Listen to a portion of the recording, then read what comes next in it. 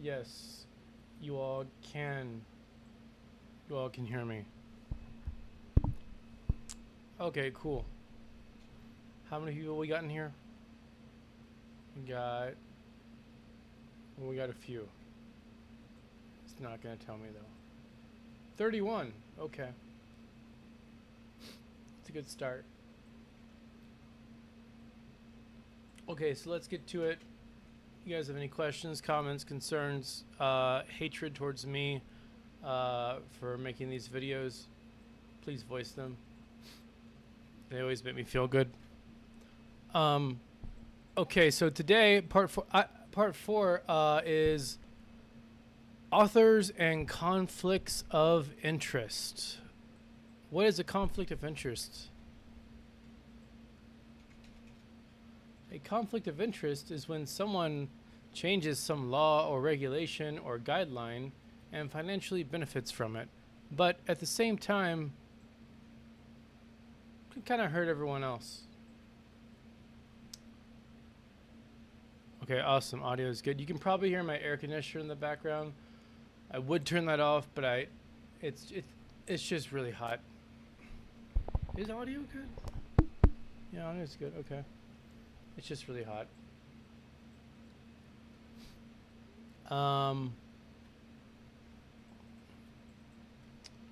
Okay.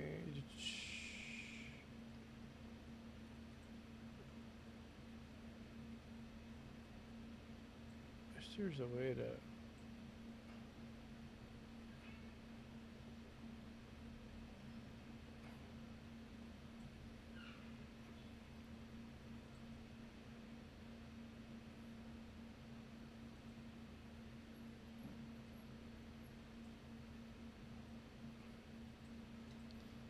Okay, so conflicts of interest.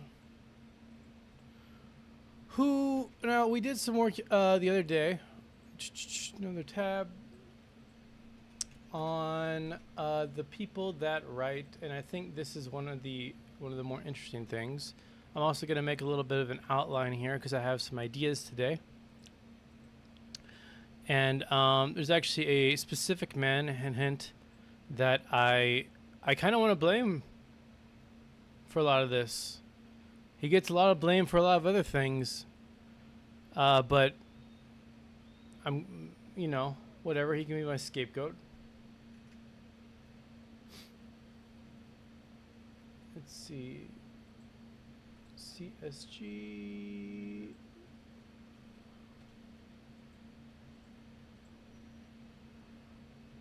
Boom. So what are we going to do here? We're going to do, who wrote the clinical guidelines? Who came up with the idea to start taking amphetamines during the World Wars?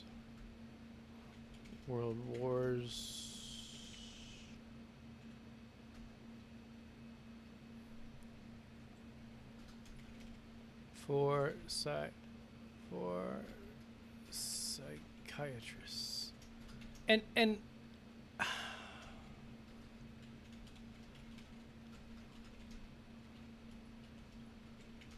a way, I think that this may be the most interesting question of all.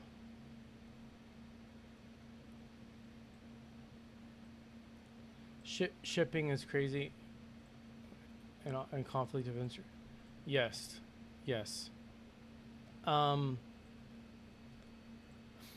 So what are the clinical guidelines?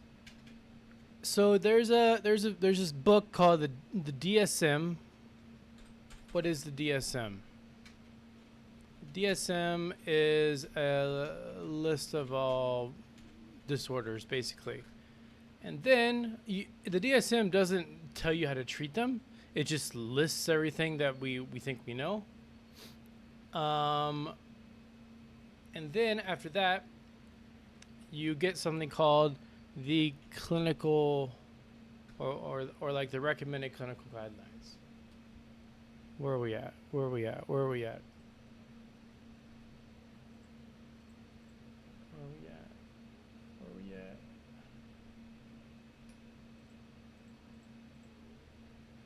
It's in part 2.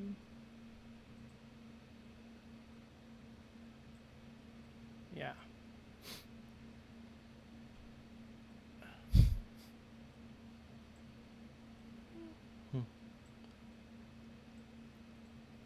The CPG, clinical practice guidelines. Now, what are the clinical practice guidelines, you might ask, gamers? The clinical practice guidelines are the guidelines that doctors use and like can actually use to defend themselves. What's up, Bay? Can use to defend themselves for prescribing something or rationalizing something. They just go and look back at the clinical practice guidelines which have been written out by some entity. And according to, we gotta find this again, this magical paper. This is a very, very, very important paper. And I find it to be, it's very important because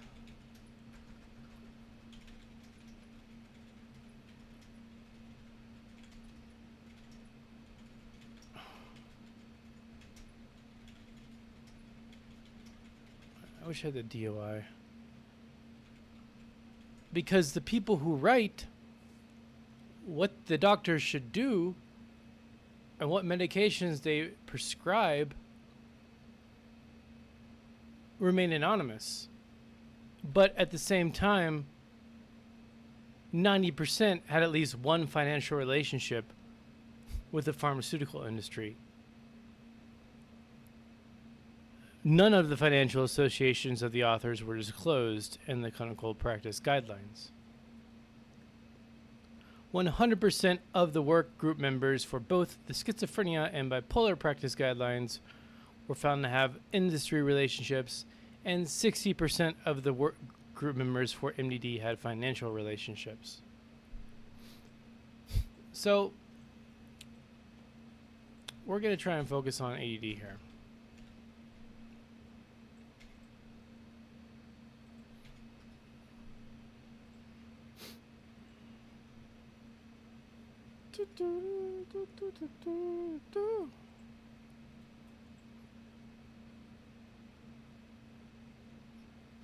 Wonder if I put on some mysterious music in the background, if that would liven the mood. When people spam chat, it makes me feel wanted.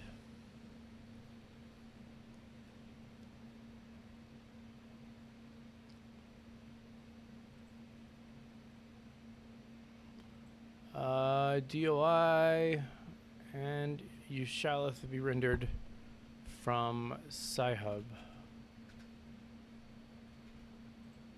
Hopefully.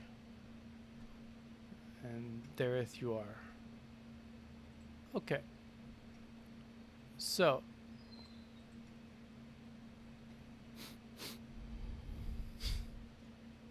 By using multimodal screening,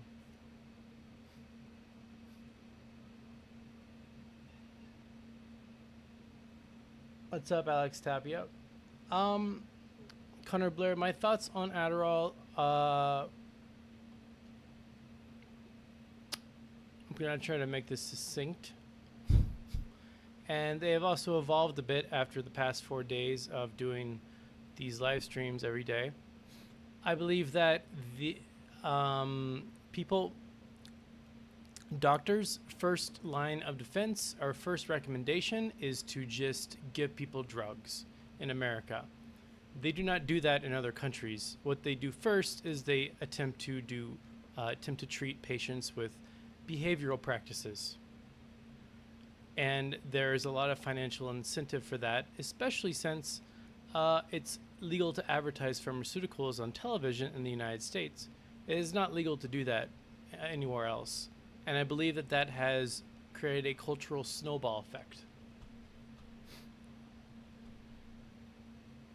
What I would say if so I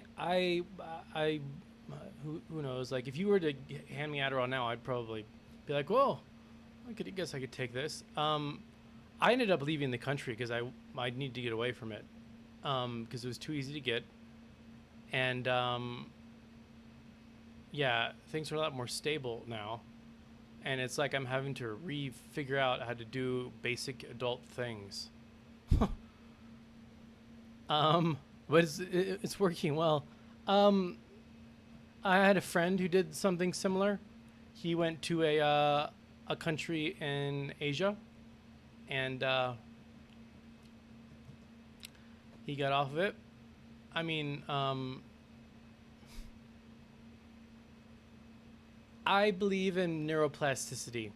Neuroplasticity is the ability for the brain to adapt to stimuli, and when you don't allow it to adapt naturally, by giving it drugs, it never will. So you will always have to take the drugs, and thusly you will be on them for the rest of your life. I would say that it would be an important thing to seek out a job or occupation that does not trigger you into wanting to take some sort of amphetamine or Adderall.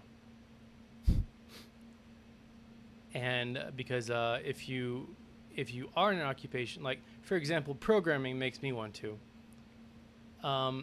If you are, but like, let's say, well, for example, I can get modafinil.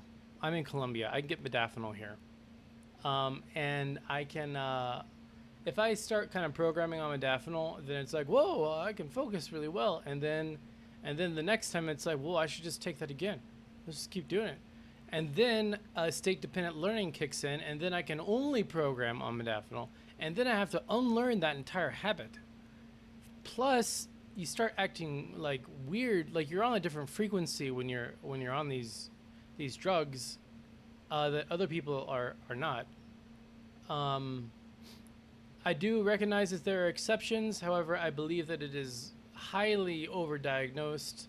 I can show you the graphs for that. I mean, the amount of people who were taking Adderall increased by 10% during COVID. Like, it's just gone up a tremendous amount. And I believe that it's a pandemic. No, it's not a pandemic. It's an epidemic. Also, there's not going to be, there's no drug or anything that you can ever take, including caffeine, alcohol, whatever, that does not give you tolerance eventually.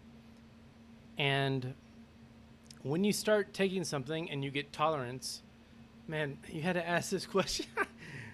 When you start taking something and you start getting, I disagree with you, Bay. I think that's a chicken before the egg argument. I think it's doctors being pushed, and it being more culturally acceptable. Not because of distractions. Like, they don't in China. There's more kids that are being. I mean, you saw the stuff from yesterday. In China, how often do you think they're on TikTok? I can tell you, it's a lot. I mean, they're really distracted. Japan, but China's not just slamming people with ADHD and then giving them amphetamines. They give them a behavioral therapy, and then they do give them Ritalin. But it's a lot lower than the United States. In the United States, I think nearly everyone takes it.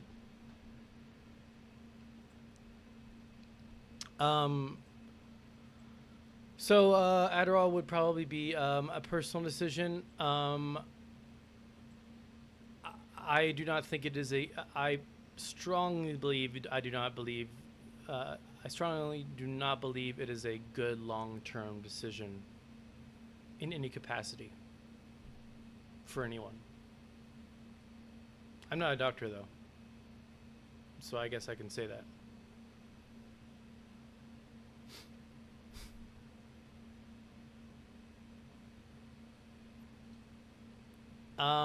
Well, I think people overuse it, but I think people also become okay.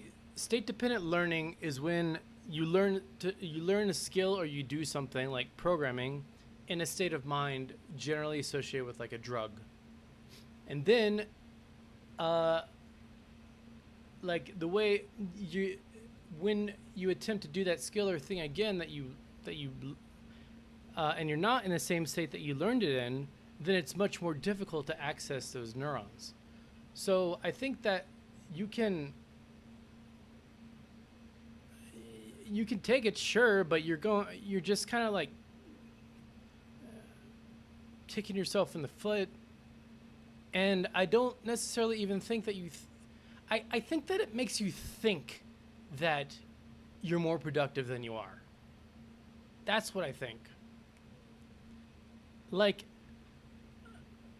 I've done stuff when I was like sober, and I'm like, wow, that was a lot easier than it didn't take me 6 months. Like, it took me 6 months to do this on Adderall, but I just did it in 4 days without it. That's an interesting experience, like, just experiences like that. Just being retarded on it. I don't know. Then again, there's there's so many different ways to measure quote unquote intelligence. And there's limitations of science. Like we don't have infinite tests to measure everything.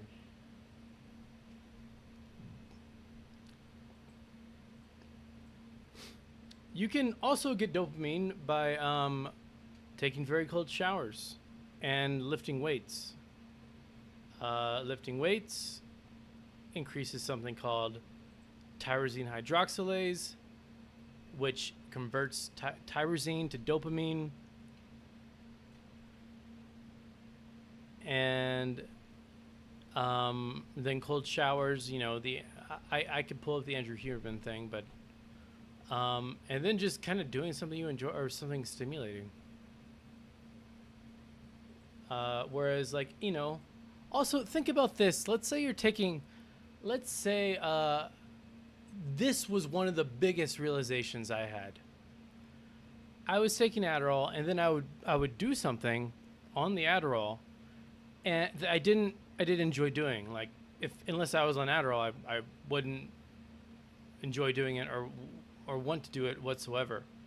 And so that started to lead me down paths and life choices to, like, I don't know, like programming life choices to where it's like, oh, Nathan's good at X, but Nathan's only good at X. Nathan only wants to do X on Adderall.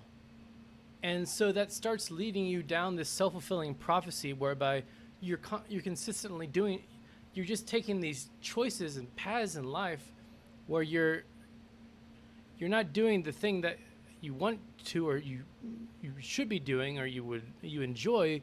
You're doing the thing that Adderall makes you feel like doing, and those decisions add up.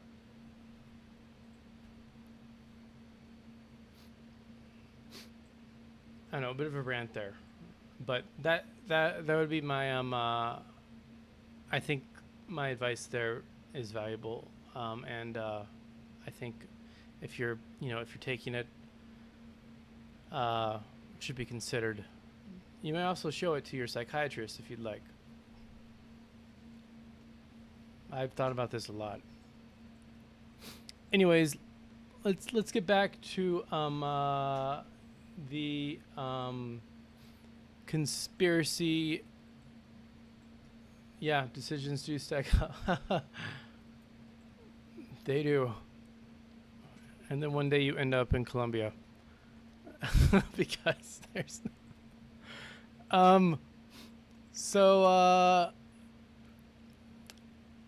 conflicts of it. I know I can continue talking about Adderall, but and if you guys want me to, I will. but I want to know who wrote the clinical guidelines to tell doctors to prescribe Adderall, to prescribe amphetamines instead of doing behavioral therapy first. And actually, I want to know what the guidelines are, and I want to get names. Yeah, screw the people for the World Wars.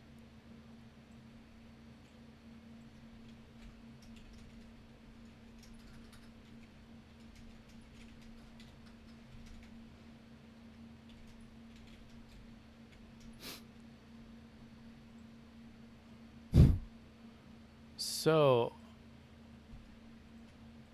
I wonder if, how can I find who wrote the clinical practice guidelines?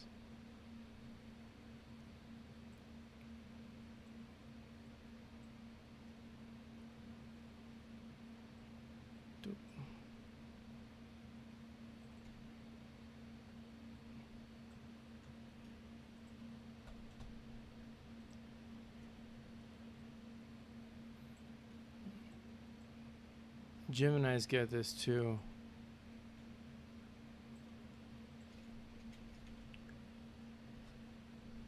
Gemini is better at research.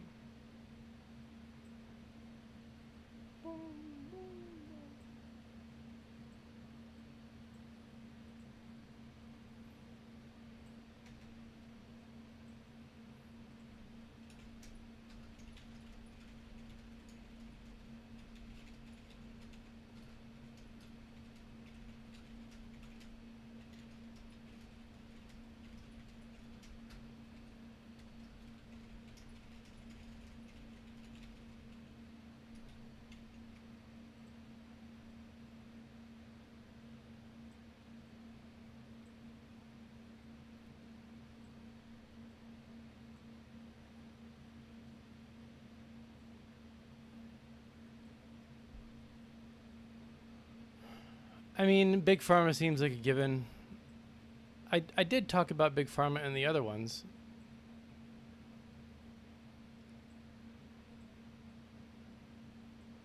I am kind of curious now, like, what percentage of their revenue comes from, what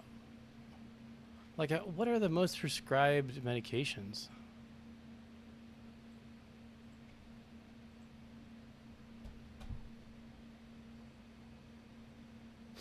I was, not to stay on Adderall, but I want to say my story real quick. I was prescribed it about 2 years ago. It was good starting off and helped a ton. This is a common story. But once I was in a good place, once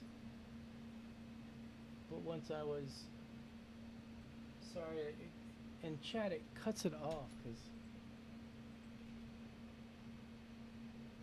yeah, there was 2 of me. Yeah, yep. And then people don't know which one you are. It's,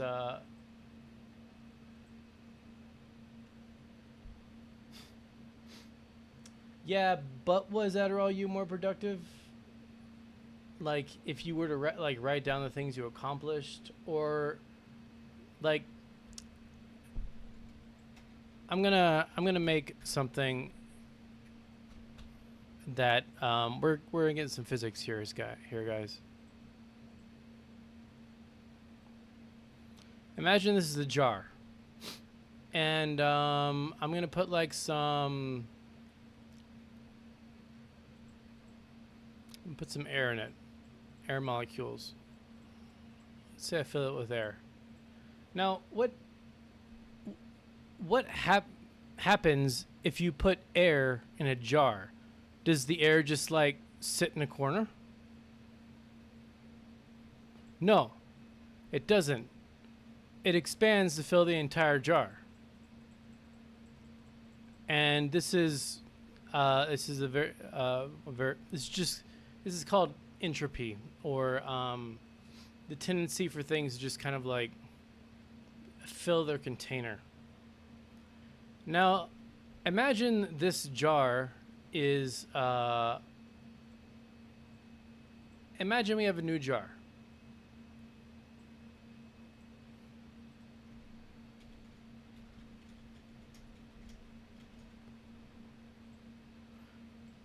The jar represents time.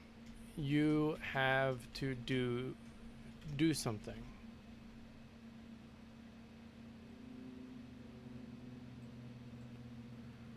Now, I'm not sure if you guys have remembered. Maybe you felt this way before. Do you ever feel like you kind of have infinite time on Adderall? Like, oh, I could just keep cleaning. I have like 16 hours. And then so you do. Well, I think that Adderall distorts that, like, it distorts the realistic understanding of how much time you have to do something. And so you just kind of go everywhere.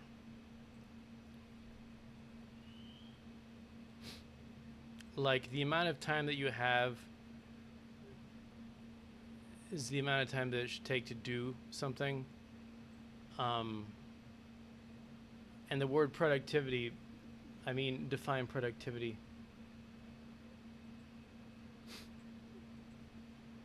Well, Alex Tapia, there are things that you can investigate.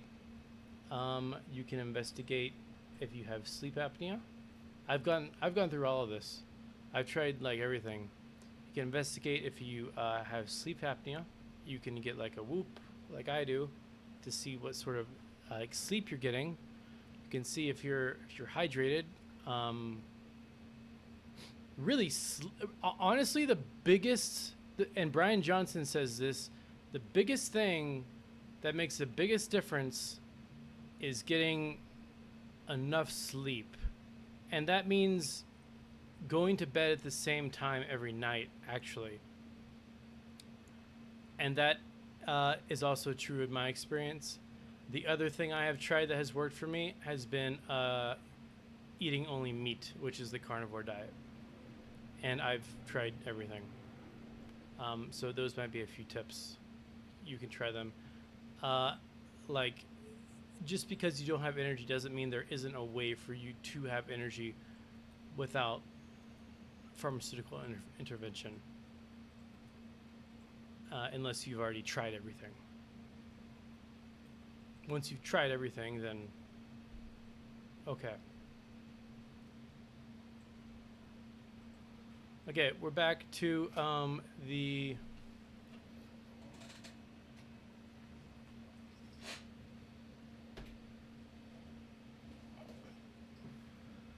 yeah, so Alex, like, start off just going to bed at the same time every night.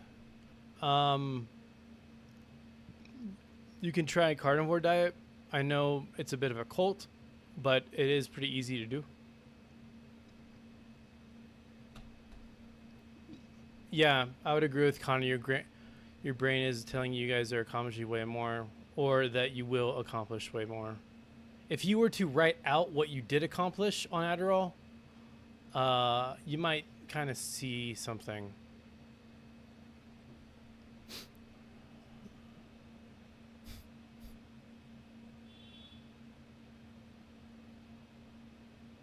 Okay, so the primary clinical practice guidelines for diagnosis, evaluation, and treatment of ADHD in the USA are developed by the American Academy of Pediatrics.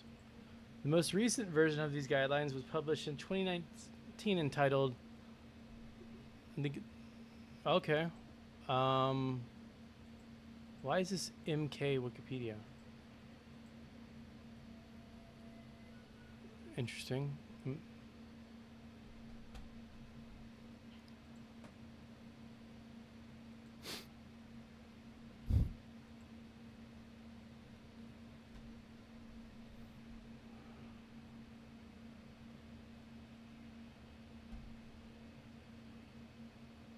Huh.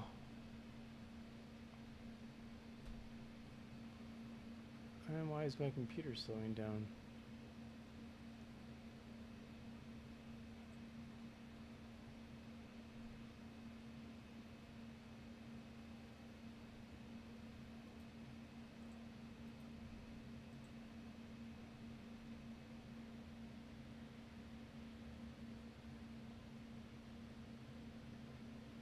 Yeah, that's what I've gone through. That's happening to me now, Connor, and a year ago as well.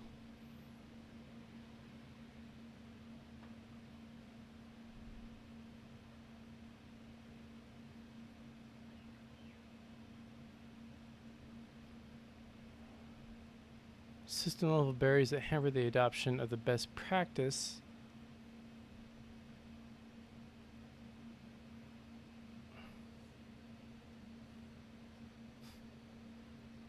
I don't think that you can use Adderall to create habits.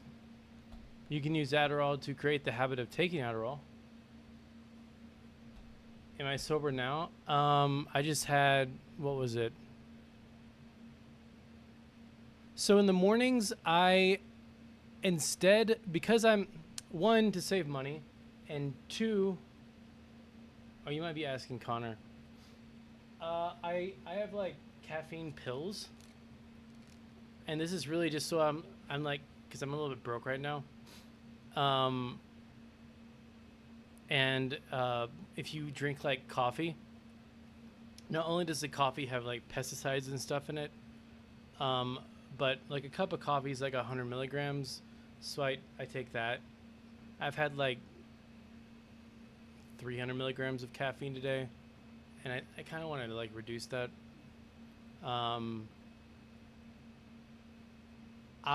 And that's it. I have some water. I hiked for 5 hours this morning.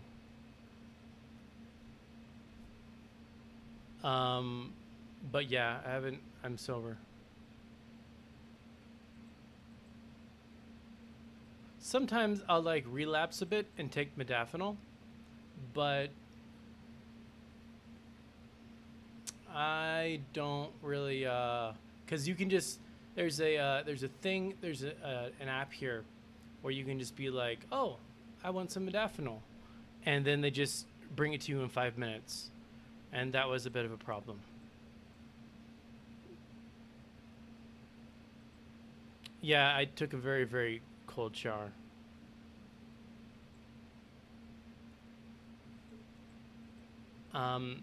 One reason I am making like the thing is, taking stimulant medications doesn't really like help with either A, streaming, or B, being on camera.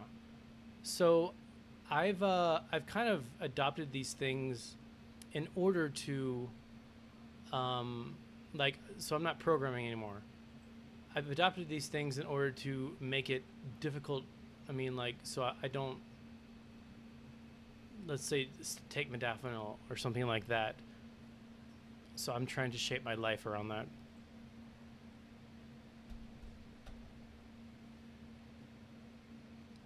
Well, I have a big thing of water. But okay, let's get back to this. As with the original 2000 clinical practice guideline and the 20, okay, I want to know.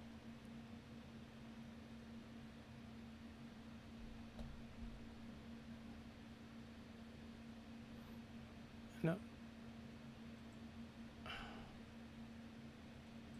Okay, so they're trying to classify what it is. What is consistent level B or extrapolation?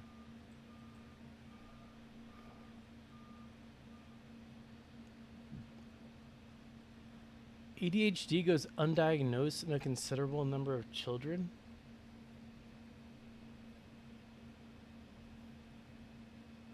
What?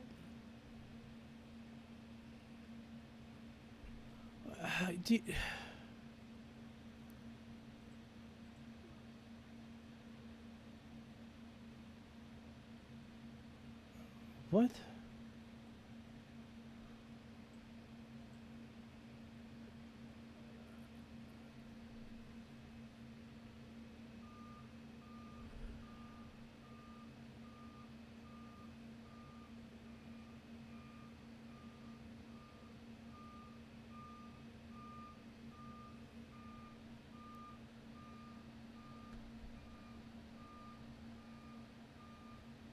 Suggesting attention disorder. Oh fuck, you guys can't see my screen, can you? dumbass. That's why you guys were just like, what's this guy doing?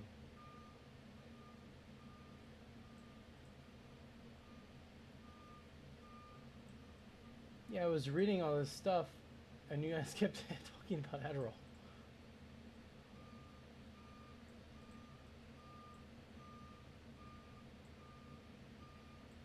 That's probably why a lot of people left as well.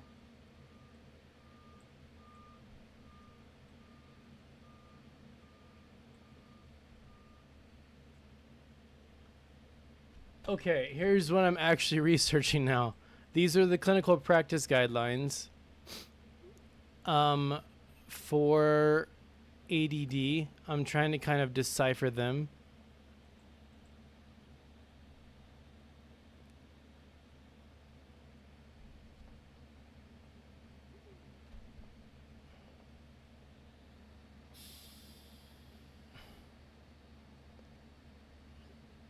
ADHD, man.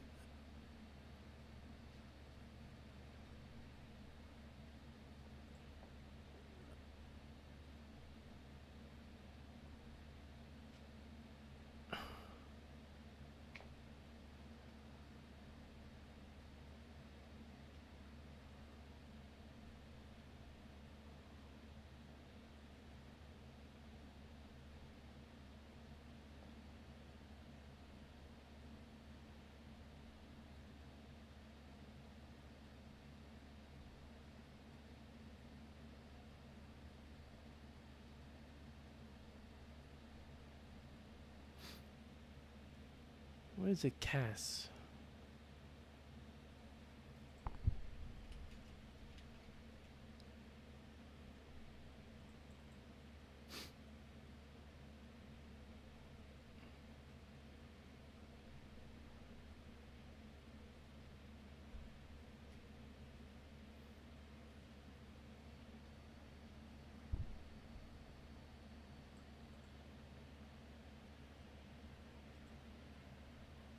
Actually, that's happened to me, Alex.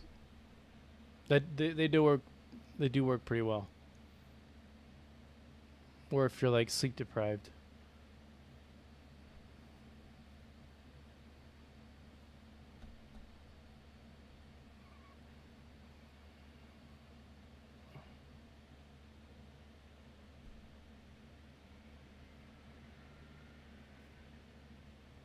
Huh.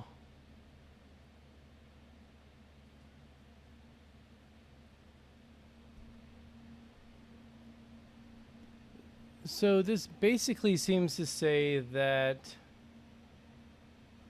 Okay, this says that it says the authors don't have any relationship.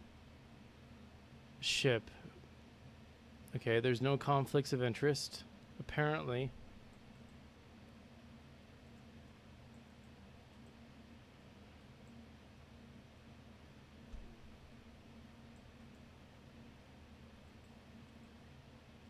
They have no financial relationships.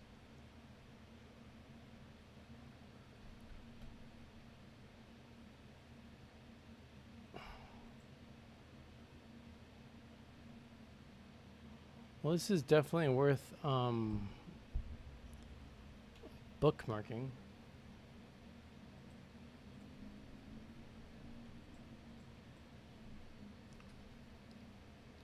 They have a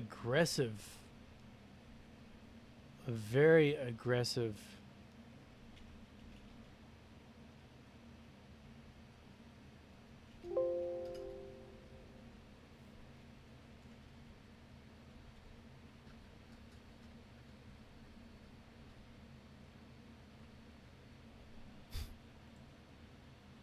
Okay, the pediatrician or other should initiate an evaluation for ADHD for any child or adolescent age 4 years to the 18th birthday who presents with academic or behavioral problems and symptoms of inattention, hyperactivity, or impulsivity. Okay, I think that's fair. To make a diagnosis of ADHD, the should determine the DSM-5 criteria have been met, including documentation of symptoms and impairment in more than one major setting, with information obtained primarily from reports from parents or guardians, teachers, other school personnel, and mental health clinicians who are involved in the child's adolescent care. The primary care physician should also rule out any alternative cause. I mean, I can't really disagree with these. These are, I just think that doctors don't seem to be following these. In the evaluation of a child or adolescent for ADHD, the primary care physician should include a process to at least screen for comorbid conditions, including emotional or behavioral conditions, anxiety, depression, oppositional defiant disorder, conduct disorders, substance use, developmental conditions, learning and language disorders, autism spectrum disorder, and physical conditions like sleep apnea.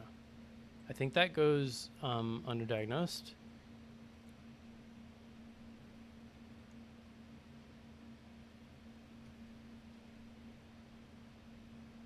So these are the real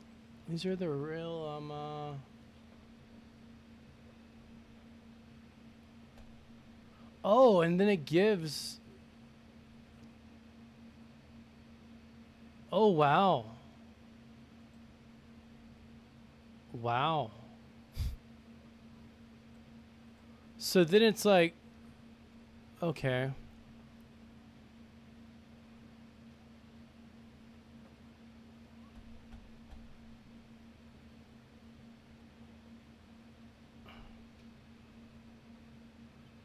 It's like, what is PTBM?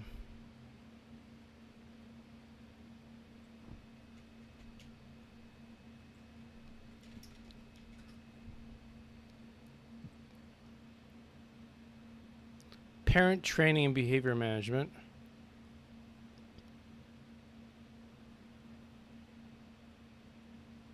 Okay.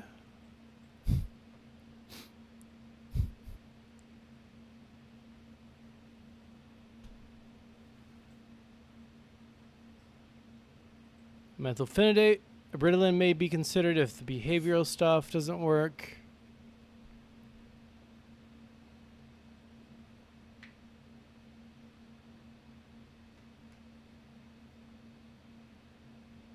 For adolescents age 12 to 18 with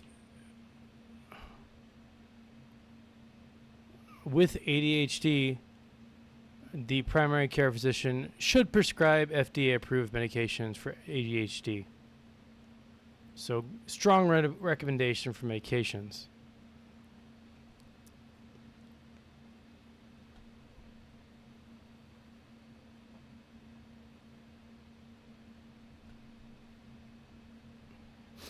Should titrate doses of medication. The thing is, okay, like, what is the real, what are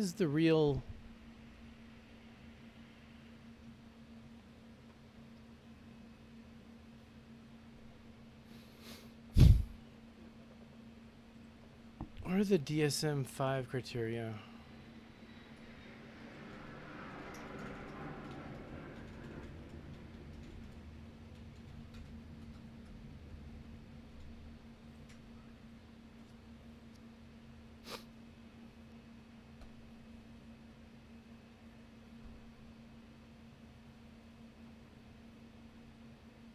Fails to give close attention to details or makes careless mistakes. Has difficulty sustaining attention. Does not seem to listen when spoken to directly.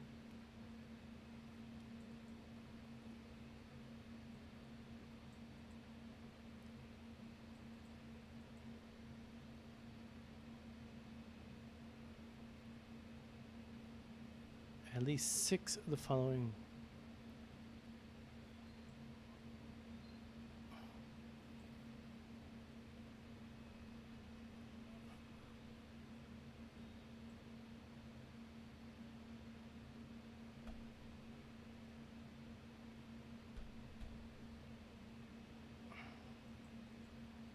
Symptoms must be present before the age of 12.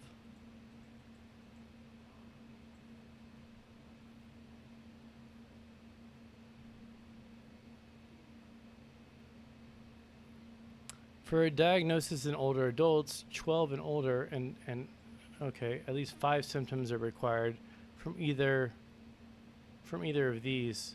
So let's say you're like 17 or older. You need at least 5 of these to be diagnosed as having ADHD. Does not seem to listen when spoken to, does not follow through on instructions, and fails to finish tasks. I know this is a pretty high bar to meet. It doesn't seem like doctors are really.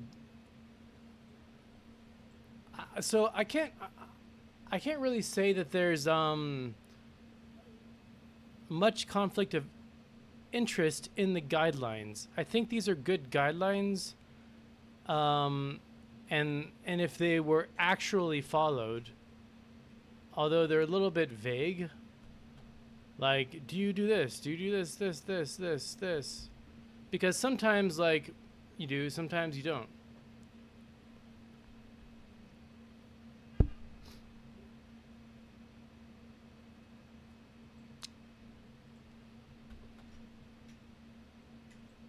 I wonder why,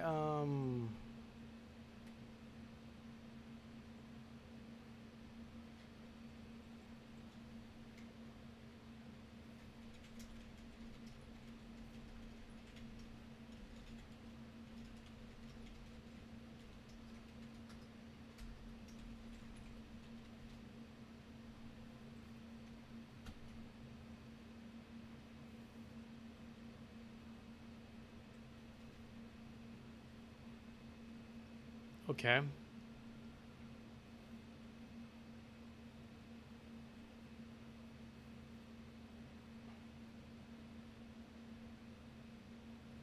American clinicians may be more inclined. The American education system places heavy emphasis on standardized testing and academic achievement. When a child struggles with focus or behavior in school, there's a stronger push to identify the root cause. In some cases, ADHD may be diagnosed as a way to explain or address underperformance, even when other factors such as teaching methods or stress may be at play. I mean, medication as a solution. It's like this cultural snowball. I can't even really say that, like, it's just one thing. It's just we did it to ourselves. And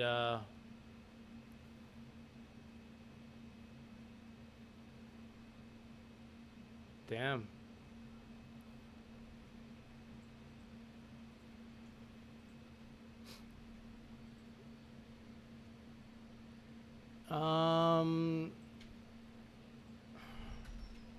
I want to see.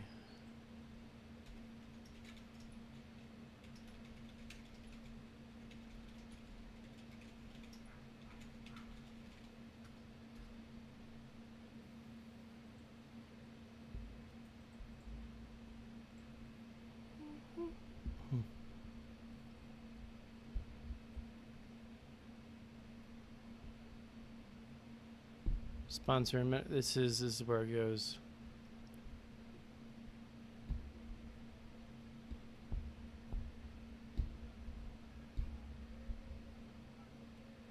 Interesting. What is the USA Open Payments Program?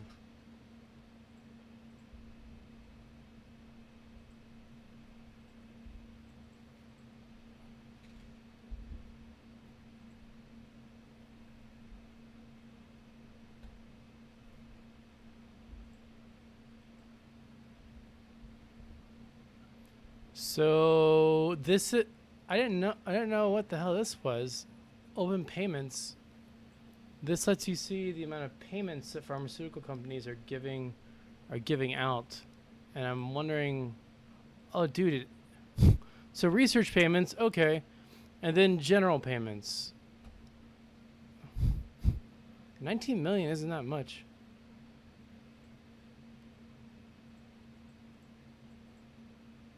Okay, to a physician. They.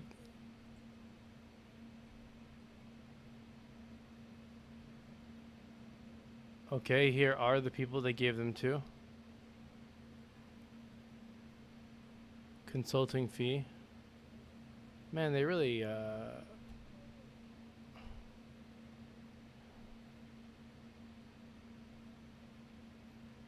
What's a consulting fee? What do they consult for?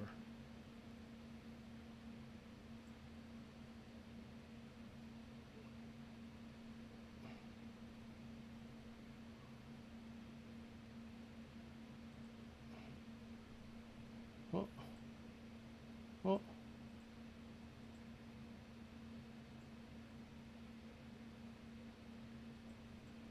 What happened? Well, yeah, it's like a commission fee, but I mean, when no, like if someone asks me, like, I, I do YouTube consulting for people sometimes, and they're paying me to help them with their YouTube channel. That's consulting. It's basically like helping someone out. But I don't know why a pharmaceutical company would be paying a like why they're paying like specific doctors. Like you could, and they're not really giving them that much. It might just be for like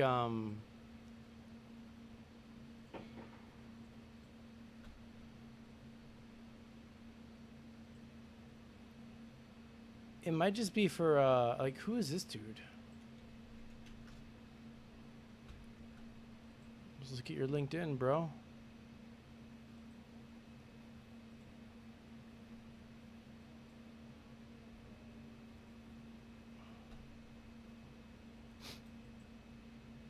Clinical trials, research.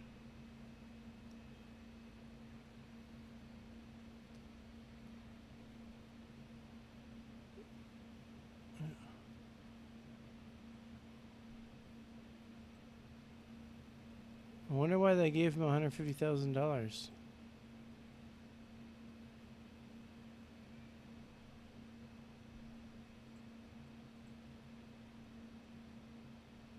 Wow, it was a lot more in 2018. David Ginsburg.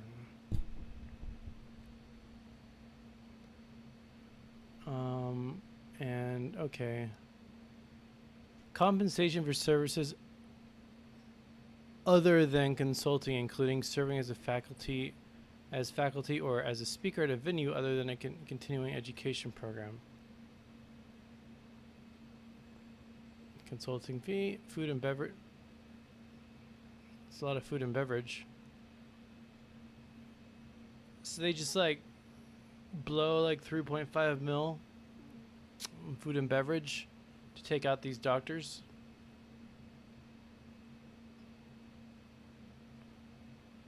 And then they could probably hook them up. I would assume, man, I mean, they could track how often that they are prescribing their medications. I wonder if that...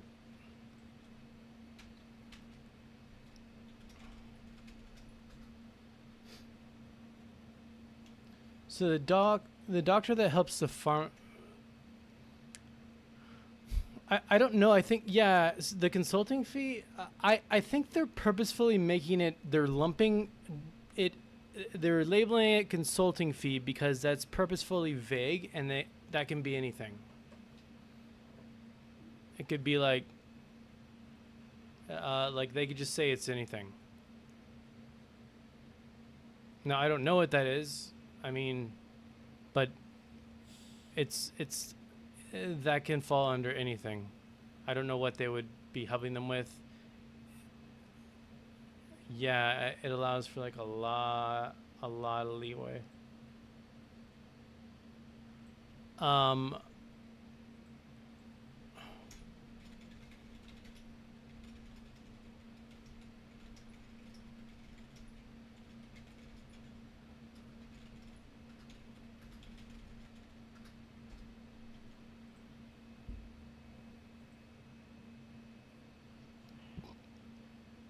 prescription data mining. Holy shit. Pharmaceutical companies do track how often doctors prescribe their medications through, though this is done indirectly through data aggregate. They rely on prescription data mining, where third-party companies. You can just go to a psychiatrist in the USA and tell them that you can't focus. Quick think. That's about all you have to do.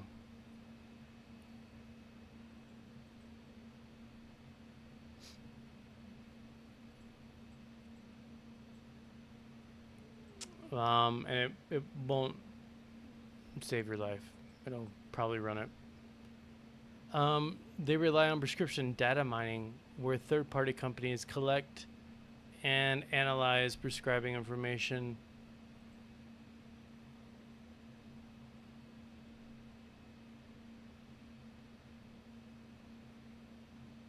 Who then whoa.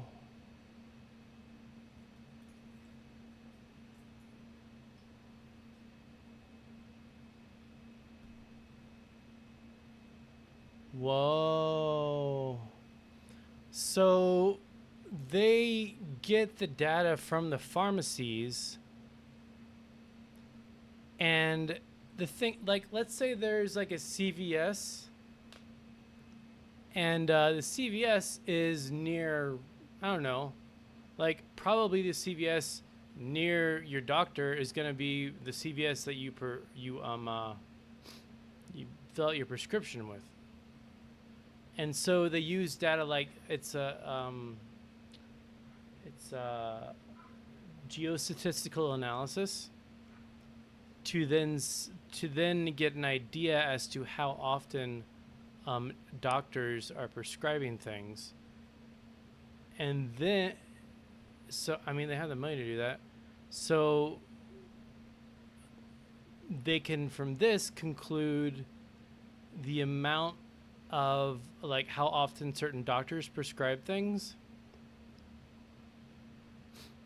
and they then use the information to target the doctor with marketing efforts such as extremely hot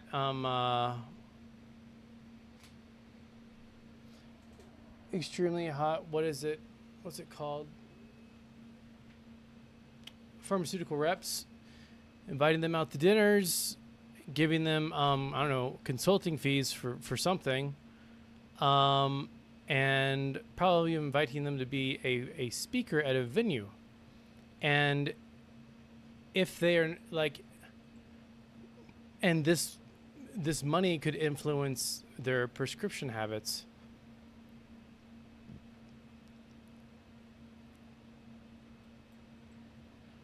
By analyzing how often doctors prescribe their medications, pharmaceutical companies can adjust their marketing strategies.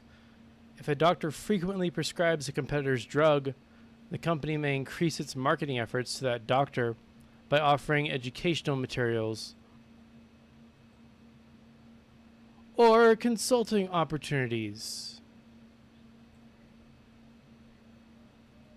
What is...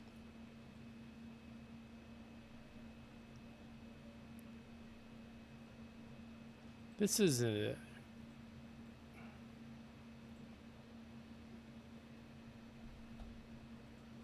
This is very big.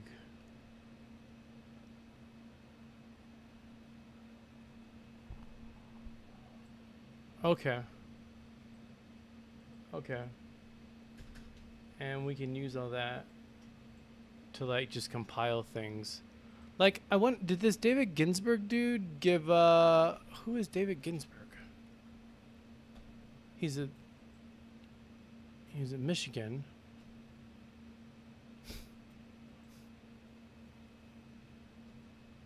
Clinical investigation.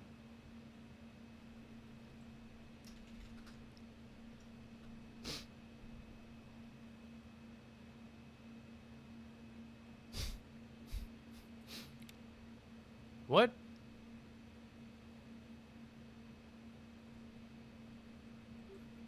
David Ginsburg is on the board of directors for Shire?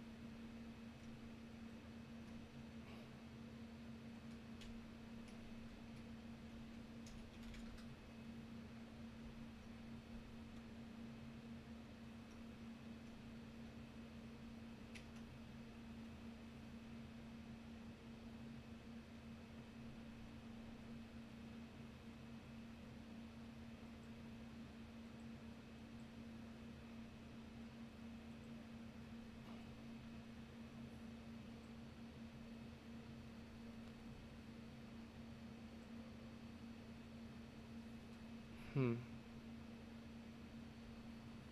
Well, I think I kind of got out of this what I wanted.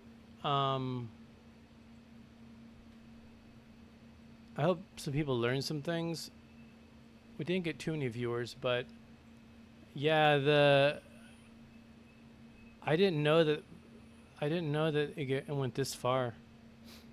That pharmacies or pharmaceutical companies will mine data from pharmacies to use geostatistical analysis in order to figure out who's prescribing their medications and then target them by offering them consulting gigs or food, etc. Or hooking them up. I mean, it makes sense. So yeah, it appears that there is a conflict of interest. What is the? I'm curious. What's the biggest manufacturer of Adderall in the United States?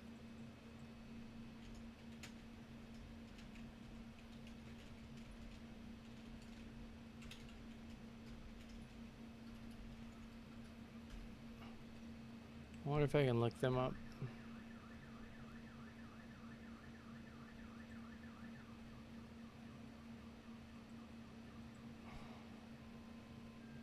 Teva. Yep. Teva is actually from Israel. Let's go to Teva. See what Teva has done. Okay, they did a bunch.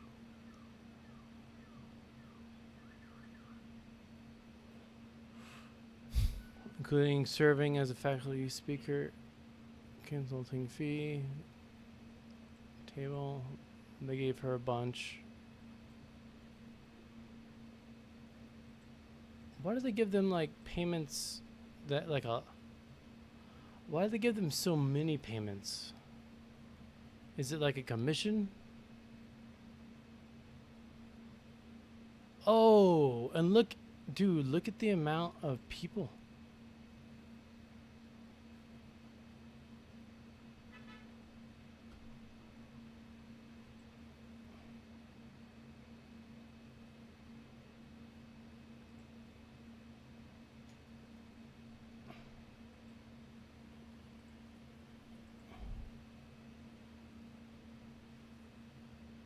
Well, I guess that's about as far as I can kind of go. I think I mean, I think we've kind of, without actually having access to things, like, I'm not sure I can go much farther unless I, like, talk to someone. Anyways, yeah, I'm going to go ahead and end this stream. I think tomorrow's going to be the last day of the Adderall streams, unless if we need to do it. And then,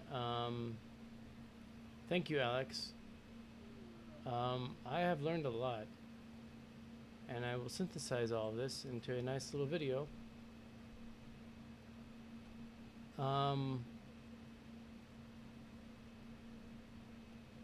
Yeah, interesting.